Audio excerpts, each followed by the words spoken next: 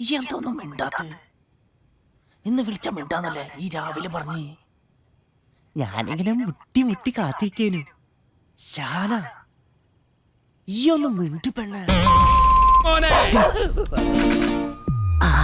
അന്റെ വാപ്പ അനക്ക് പ്രേമിക്കാൻ ഞമ്മടെ പെങ്ങളെ കിട്ടിയുള്ളൂ.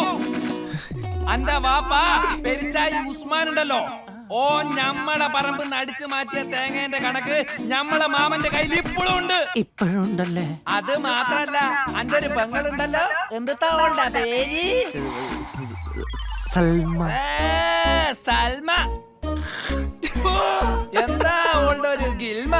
ഓളോട് ഞമ്മൾ എന്തോ പണ്ട് ചോദിച്ചതിന് ഓളുണ്ടാക്കിയ പുലിവാലിന് കയ്യും കണക്കൂല്ല. എന്നിട്ടോ ഓള എന്തോ പോലെ മുഖമുള്ള മീൻകാരന്റെ കൂടെ ഒളിച്ചോടി പോയിട്ടില്ലേ? അനക്ക് അങ്ങനെ തന്നെ വേണടാ, അങ്ങനെ തന്നെ വേണം. എന്നാക്കാ നമ്മള് ഫോൺ വെക്കട്ടെ? ഫോണ് വെച്ചാ മോനെ എന്റെ മയ്യത്ത് ഞമ്മളെടുക്കും.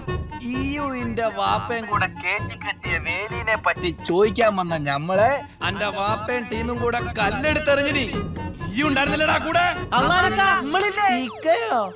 ഓലക്ക. ഏത് പകലാടാ ഞാൻ എന്റെ ഇക്കാവുക? സോറി സാർ, ഇനി നമ്മള് ഷഹാനെ വിളിക്കൂല. ഫോണ് വെച്ച കള്ള എന്റെ കയ്യ് ഞമ്മള് വെട്ടും. പറയുന്ന മുഴുവൻ കേക്കടാ.